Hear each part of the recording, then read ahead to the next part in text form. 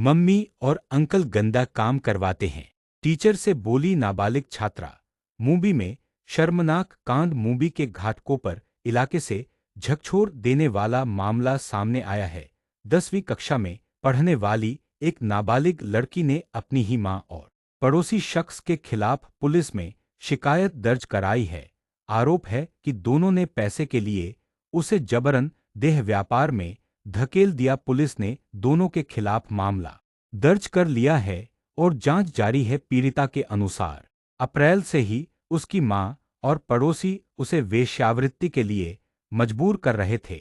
जब उससे यह सब सहा नहीं गया तो बच्ची ने हिम्मत जुटाई और अपनी सहेली को पूरी बात बता दी। सहेली के कहने पर पीड़िता ने फिर क्लास टीचर को इस यातना के बारे में बताया। नाबालिग ने अपनी टीचर से कहा कि उसकी मां और अंकल उसे देह व्यापार के लिए मजबूर करते हैं। पीड़िता ने यह भी बताया कि वह बचने के लिए एक बार 3 दिनों तक अपनी दोस्त के घर भागकर भी रही थी, लेकिन घर लौटने पर उसकी पिटाई की गई और उसे फिर से वही घिनौना काम करवाया जाने लगा। टीचर बच्ची की बात सुनकर सन्न रह गई और तुरंत स्कूल प्रशासन को सूचित किया। मामले की गंभीरता को देखते हुए स्कूल प्रशासन ने तुरंत पुलिस को जानकारी दी, जिसके बाद पुलिस ने पीड़िता का बयान दर्ज कर एफआईआर दर्ज कर ली है। अधिकारियों ने बताया कि पीड़िता की शिकायत के आधार पर दोनों आरोपियों के खिलाफ भारतीय न्याय संहिता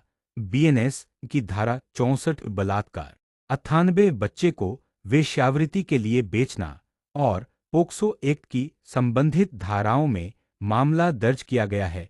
पुलिस अधिकारी के अनुसार नाबालिग ने अत्याचार से तंग आकर मां और पड़ोसी के खिलाफ शिकायत करने का फैसला लिया।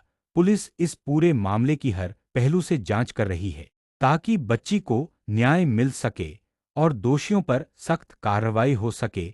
वीडियो अच्छा लगे तो लाइक जरूर करें।